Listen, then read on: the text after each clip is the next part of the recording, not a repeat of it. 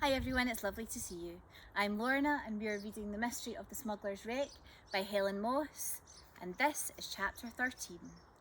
Drift finds a clue. A walk, Jack grumbled as he and Scott joined Emily in the tower. What for?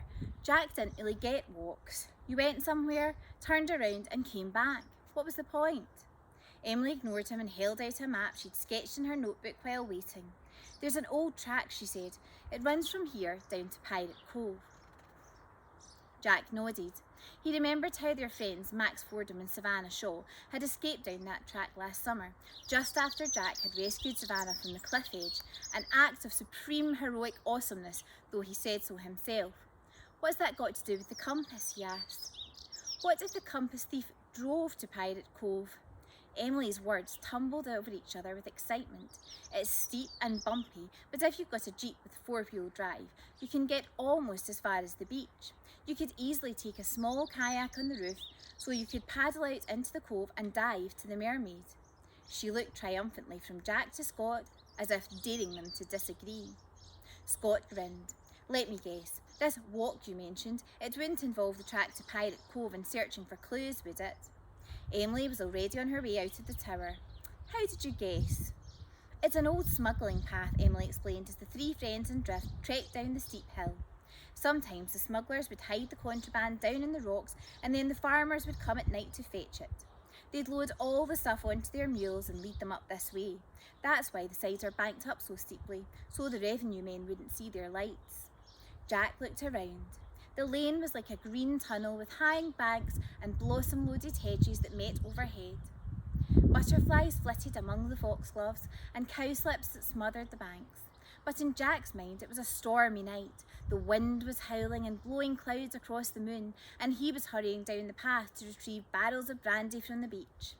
He could almost hear the clopping of the mules' hooves behind him. When the lane had dropped down almost to shore, it flattened out a small patch of sandy grass.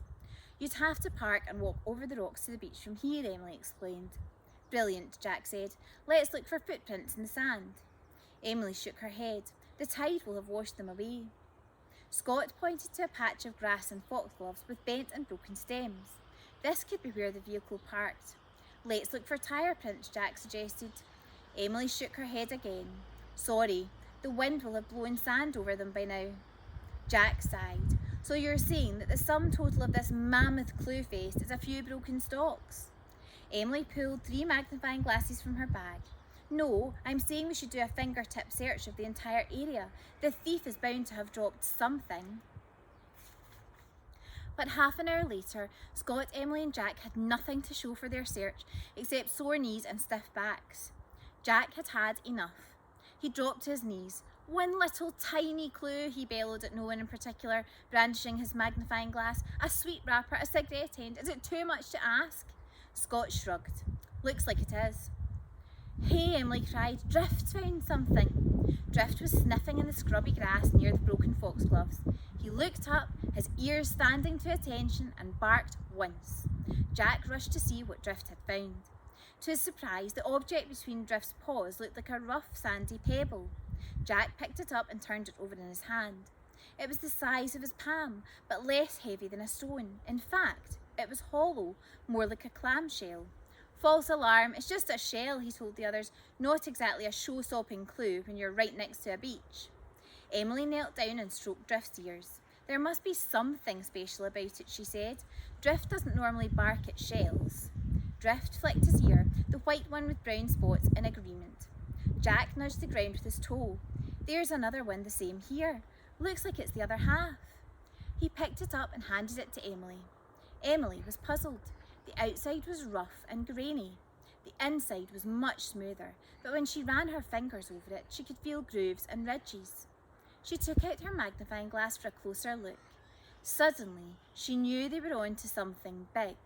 This wasn't a shell. She was so excited she could hardly speak. In the end, she only managed a single word. Concretion, she gasped. What? Said Jack. But Scott knew in an instant. Of course, Emily was right. Last time he'd seen this shell, it had been hanging from the neck of a skeleton. He could even see the 8 sides now he looked properly, and there was a piece missing on one side just as they'd seen on Kelly's video. This is the crust that encased the Pendragon compass. Well done, Drift. This has cracked the case wide open, literally. What are you talking about? Jack asked. The thief must have come back here to his vehicle after nicking the compass from the wreck, Emily explained. He or she couldn't wait to have a look, so they just sat here and chipped off the casing. They'd just left the pieces lying on the ground before driving off. It would have been handy if they dropped the compass as well, Jack grumbled. This stuff isn't going to help us find the smugglers' hoard. That's just where you're wrong, Emily said. She held the casing out to him. Feel that? Yeah, it's all rough, like an old brick or something. Not that side, you dingbat, Scott snorted. Then he remembered the shark. Yeah, easy mistake to make, but try the inside. Jack ran his fingers over the inside of the casing as if he were reading Braille. I can just feel some bumpy bits. Exactly, Emily said. I think those lines are prints of whatever was engraved on the base and the lid of the compass. Jack gazed down at the crusty shells with newfound respect. Wow, you mean the clues to the secret hoard could be on here? Scott nodded. We just need to take some kind of impression so we can see them. Jack headed back to the path. What are we waiting for? Let's go and get some soap. Soap? Scott and Emily echoed. To make an impression, of course, Jack said. I saw this in a film. They copied a key. That's only when people are stuck in prison or something and they can't get hold of anything else, Scott explained. I've got a better idea, Emily said, overtaking Jack and running up the steep track with Drift. Let's get back to the lighthouse. Join me for chapter 14.